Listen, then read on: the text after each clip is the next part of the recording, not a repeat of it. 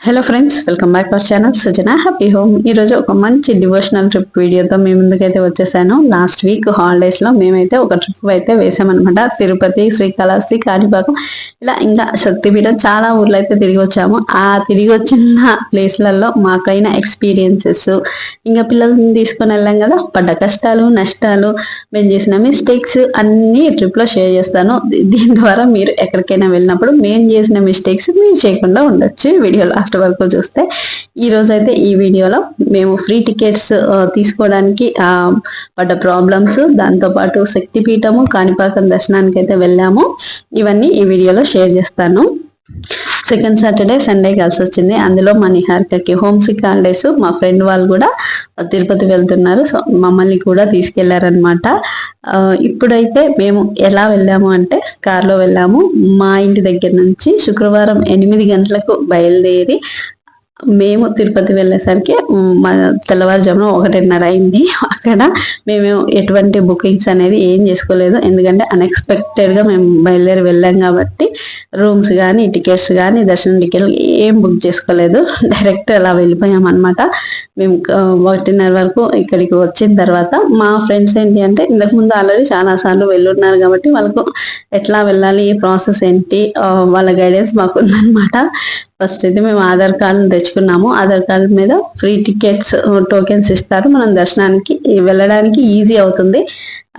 అట్లా గంటలు వేచి ఉండాల్సిన అవసరం లేదని చెప్పారు. మేమైతే శ్రీనివాసం దగ్గరికి వచ్చాము. కరెక్ట్ 1:30 అయింది. అప్పుడే గేట్లు తీశారు. మేము అందరు పరిగెత్తుతూ ఉన్నారు. మేము వెనక ముందు చూసుకోకుండా పిల్లల్ని తీసుకొని పరిగెత్తామన్నమాట. అక్కడికి వెళ్ళిన తర్వాత మాకు తెలిసింది ఏంటి అంటే అక్కడ బోల్డ్ అంత పెద్ద క్యూలు ఉన్నాయి. మేము వెళ్ళేసరికి బోల్డ్ లైన్లు ఉన్నాయి. అక్కడంతా మాకంటే ముందు నుంచే వెయిట్ చేస్తూ ఉన్నారు. మేము వాటర్ బాటిల్స్ కానీ, పిల్లలకి స్నాక్స్ కానీ, పైనుంచి వేసుకోవడానికి ఏమైనా బెడ్షీట్లు, ఏమన్నా టవల్స్ కానీ ఏం తీసుకెళ్ళలేదు. ఎందుకంటే పైనుంచి వర్షం పడుతూ ఉంది. 1 గంటన్నర సేపు అలా చినుకులు రాలుతూ ఉన్నాయి. ఆ వర్షంలో అలాగే నుంచున్నాము. ఆ తర్వాత కొంచెం ఉపశమనం వచ్చినట్టు కంపార్ట్మెంట్ లోకి పంపించారు. అక్కడ అలా కూర్చుంటాము. మళ్ళీ గేట్లు తీస్తారు, పరిగెత్తుతారు, నెట్టుకుంటూ తోసుకుంటూ అట్లా ఒక 7 అయిందండి. ఆ టైం నుంచి 1:30 నుంచి దాదాపు మేము బయటకు వచ్చేసరికి 7 అయింది. ఈ గంటల్లో ఒకసారి టాయిలెట్స్ అని, బాత్రూమ్స్ అని పిల్లలతో విసిగిచ్చి చంపారు. అక్కడ టాయిలెట్స్ కానీ ఏమీ లేవు. వాటర్ బాటిల్స్, స్నాక్స్ అవి తీసుకొని పోవడం చాలా మంచిది పిల్లల్ని తీసుకొని వెళ్తే కనుక. సో మొత్తానికైతే మాకు టోకెన్స్ అయితే దొరికాయి. ఆదివారం ఉదయానికి దర్శనానికి టోకెన్స్ దొరికాయి. మేము పడ్డ శ్రమకి ఫలితం దక్కిందని హ్యాపీగా ఫీల్ అయ్యి ఇప్పుడైతే మేము కాణిపాకం వెళ్తున్నాము. ఇంకా అక్కడే ఫ్రెష్ అప్ అయ్యి మళ్ళీ కాణిపాకం వినాయకుడిని దర్శించుకొని మళ్ళీ వేరే శక్తిపీఠానికి అయితే వెళ్ళాలి. అక్కడ వెళ్ళే దారంతా చాలా బాగుంది. ఎందుకంటే చూసే ఓపిక అసలు లేదు. ఎందుకంటే రాత్రి 1:30 నుంచి 7 గంటల దాకా నుంచొని కాళ్ళు తీతలు తీస్తున్నాయి. అసలు ఆ చుట్టూ ఉన్న వాతావరణం మాత్రం సూపర్ అంటే సూపర్ ఉంది. మంచి కొండలు, చెట్లు, అసలు వీడియో తీసుకుంటే బోలెడంత నేచర్. అదిగాక వాతావరణం చాలా చల్లగా ఉంది. చూడడానికి తిరుపతి నుంచి కాణిపాకం వెళ్తున్న దారంతా పచ్చని చెట్లు, పొలాలు, ఎంత బాగుందంటే అంత బాగుంది. కాకపోతే ఎంజాయ్ చేసే మూడ్ అస్సలు లేదనమాట. ఇంకా నిద్ర వచ్చేస్తుంది. ఇంకా పడుకున్నాను. అక్కడక్కడ లేచినప్పుడల్లా కొంచెం వీడియో అయితే తీసుకున్నాను అనమాట. ఇంకా తర్వాత మేము కాణిపాకం వెళ్ళిన తర్వాత అక్కడ పిల్లలకి స్నానాలు చేపించి, మేము స్నానాలు చేపించి వినాయకుడిని దర్శించుకొని, అక్కడ సెల్ అలవా లేదు, ఇక కార్లోనే వెళ్ళి దర్శనం చేసుకొని అయితే వచ్చేసాము. అక్కడ దర్శనం అయిపోయిన తర్వాత మళ్ళీ ఇక్కడ శ్రీ శక్తి పీఠం అయితే వచ్చామన్నమాట. ఇక్కడ వారాహి అమ్మవారు అనమాట. శ్వేత వారాహి అమ్మవారు మన ఇండియాలోనే ఎక్కడ శ్వేత వారాహి అమ్మవారు లేరంట. నేను వెళ్ళడం ఫస్ట్ టైం. అసలు ఈ శక్తి పీఠం మా ఫ్రెండ్ వాళ్ళు వెళ్ళాలనుకున్నది. ముఖ్యంగా వాళ్ళు ఖచ్చితంగా వెళ్ళాలని ఇక్కడికైతే తీసుకొచ్చారు. వెళ్ళిన తర్వాత నాకు చాలా విషయాలు తెలిసాయి. ఇది వచ్చేసి తిరుపతికి ఒక 18-20 కిలోమీటర్ల దూరంలో ఉంటది. పక్కనే చెరువు కూడా ఉంది. దాన్ని రాయల్ చెరువు అంటారంట.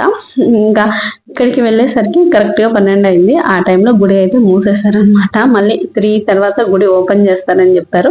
ఇక్కడ మాకు చాలా టైం దొరికింది. అంతేకాదు భోజనాలు కూడా ఈ గుడి వాళ్ళే పెడుతూ ఉంటే మేము అక్కడే భోజనాలు అది చేసేసాం అనమాట. చేసిన తర్వాత ఇంకా ఈ 3 అవర్స్ మాకు టైం ఉంది కదా, కాసేపు అట్లా అట్లా గడిపేశాము. ఇంకా పక్కనే శివలింగం ఉంది, అందరూ అభిషేకాలు కానీ చేస్తున్నారు.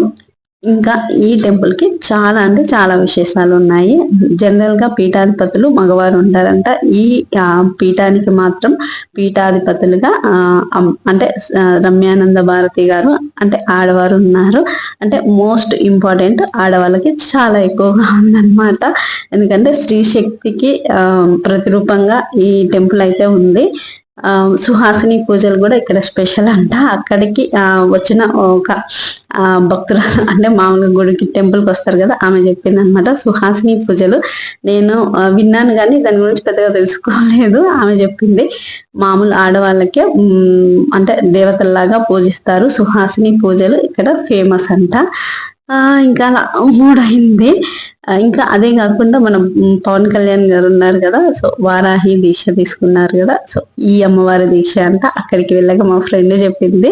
ఇంకా చాలా విశేషాలు ఉన్నాయి. మనం ఏదైనా కోరిక కోరుకొని ఇక్కడ ముడుపు కడితే ఆ కోరిక కూడా తీరుతుందంట. నేను కూడా ముడుపు కట్టి వచ్చాను అనమాట. పైన కింద వారాహి అమ్మవారిదేమో 3 తర్వాత అన్నారు, 3:30కి అలా తీశారు. పైన కాళికామాత టెంపుల్ అయితే ఈవినింగ్ వరకు అస్సలు తీయలేదు. గేట్లు ఓపెన్ చేసినా గానీ గుడి తలుపులు మాత్రము 4:30 అట్లా తీశారనమాట, 4:30కి. అక్కడ ముడుపు కట్టాలంటే అక్కడ ఇంకా ప్రాసెస్ ఉంటది. అక్కడ కాలభైరవ సంథింగ్ ఏదో భైరవ ఏదో నాకు పెద్దగా ఐడియా లేదు. అక్కడ వాళ్ళ కాళ్ళ దగ్గర ముట్టిస్తారు మనం తీసుకెళ్లిన ముడుపు. ఆ తర్వాత కాళికామాత చుట్టూ 11 ప్రదక్షిణలు చేసి ఆ తర్వాత మన కోరిక ఏదైనా అది అన్నిటికీ న్యాయబద్ధంగా, అంటే వేరే వాళ్ళని హింసించకుండా మన మంచి మనసుతో మన కోరిక తీరాలని కోరుకోవాలి. అంతేగాని వేరే వాళ్ళని అది చేయాలి అటువంటి కోరికలు తీరవంట. అన్నిటికీ చేయగలిగింది, అన్ని ప్రకృతి మనకు సహకరించగలిగిన కోరికలు మాత్రం ఖచ్చితంగా తీరుతాయంట. మొత్తానికి అక్కడ ముడుపు కట్టేసి మేమైతే వచ్చేసాము, బయలుదేరాము మళ్ళీ రిటర్న్.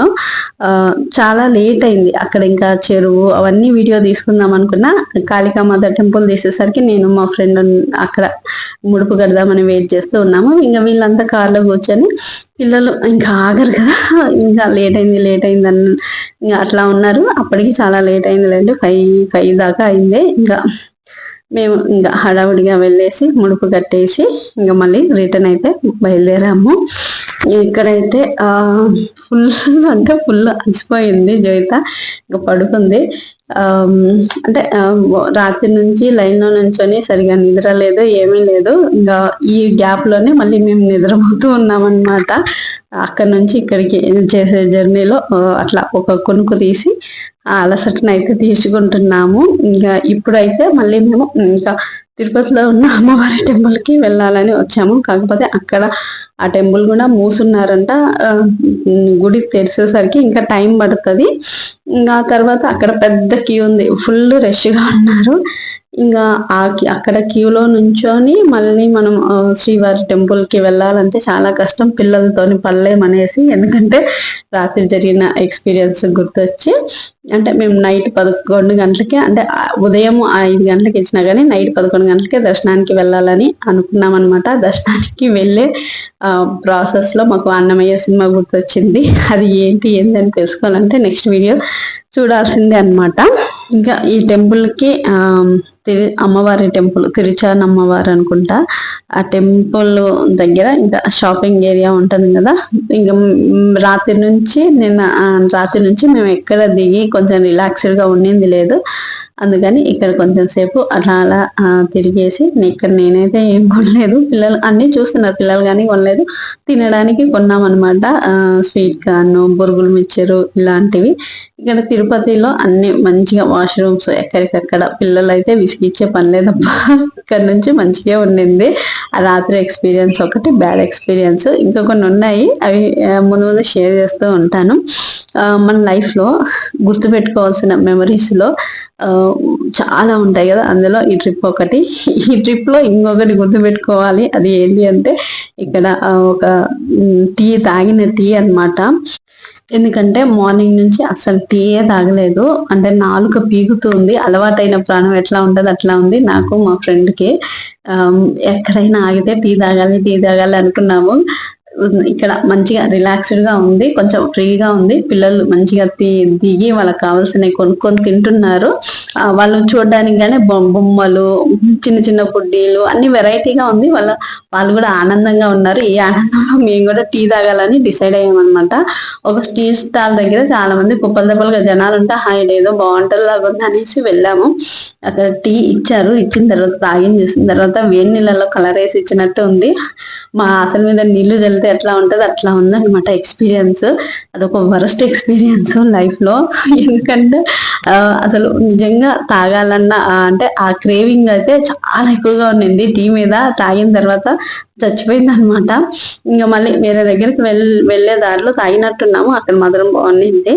ఈ రోజు తాగాము, తర్వాత రోజు తాగామో గుర్తులేదు, కానీ మధ్యలో తాగాము. ఆ టీ బాగానే ఉండింది. ఇంకా ఇక్కడ రకరకాల బొమ్మలు, చెక్కవి, రాళ్ళవి, చిన్న చిన్న రోళ్ళు, తిరగళ్ళు, వెరైటీలు అన్నీ ఉన్నాయి. అవన్నీ పిల్లలకి బాగా కనువిందుగా ఉన్నాయి అన్నమాట. వాళ్ళు కూడా మంచిగా చూస్తూ ఎంజాయ్ చేస్తూ ఉన్నారు. కొంచెం ఫ్రీగా ఉంది, అంటే నెట్టుకోవడం తోసుకోవడం అట్లా లేదు. కొంచెం రిలాక్స్డ్ గా ఉంది. తింటూ వాళ్ళు కూడా చక్కగా చూస్తూ ఉన్నారు.